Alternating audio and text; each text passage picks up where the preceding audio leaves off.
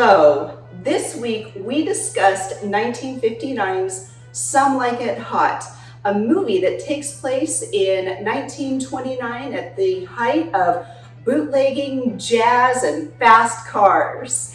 And the film begins when Daphne and Josephine, as they become known, witness the event of the St. Valentine's Day Massacre that occurred February 14, 1929. And this event shocked the world on account of its sheer violence and the man at the center of the massacre, Al Capone himself. The North Side erupted in violence in the early hours of February 14, 1929, when Capone, or Spaz Colombo as he was known in the movie, ordered the execution of 7 men in a garage on Chicago's North Side by men dressed as policemen to lure them into the situation.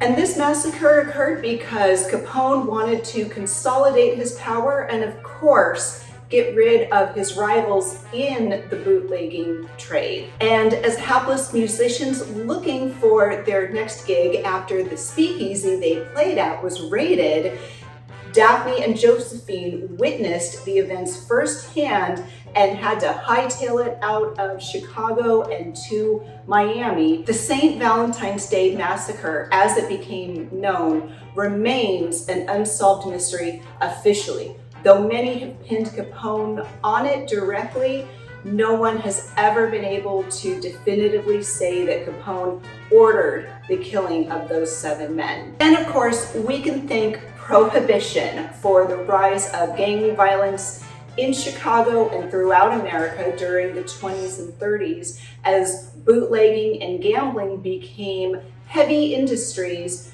and very lucrative. And Prohibition, which was ushered in by the 18th Amendment in 1920, had greatly increased the earnings of gangsters such as Al Capone. So much so that Capone's income from the illegal trade of bootlegging was estimated at $60 million per year. And you know that at Real Relationships, we love to factor in inflation. So in today's prices, Al Capone made $1 billion per year. And over the years, Capone continued to consolidate his control, but it is believed that the St. Valentine's Day Massacre ushered in the beginning of the end and was the peak of his reign in Chicago. His highly effective organization and his ability to consolidate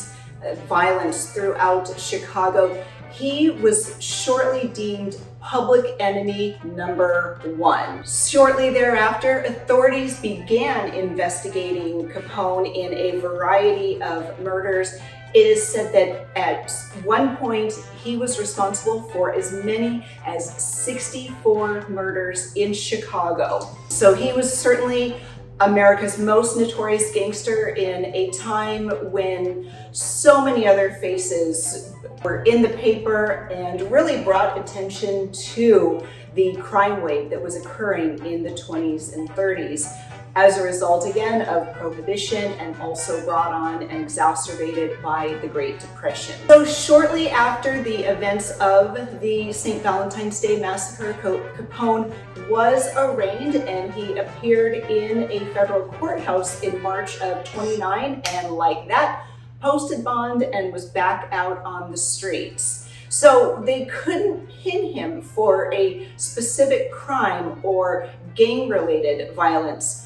But there was another boogeyman in the shadows, yes, the IRS, who had been quietly and diligently building a tax evasion case. And in 1931, Capone was officially arrested and convicted of tax evasion and spent 8 years in prison, most notably in Alcatraz.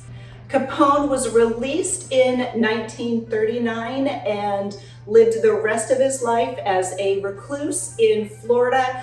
I guess he must have really enjoyed the scenery when he was hot on the trail of Daphne and Josephine.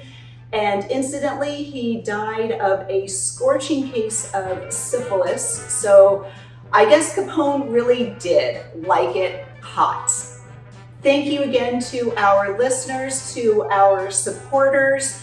We appreciate bringing you new content every Thursday. As you know, new episodes of the Real Relationships podcast drop every Thursday. In the meantime, go ahead and take a bootlegger axe to that subscribe button so you never miss any of our adventures. From Courtney and I both, we thank you and we will see you soon. Goodbye.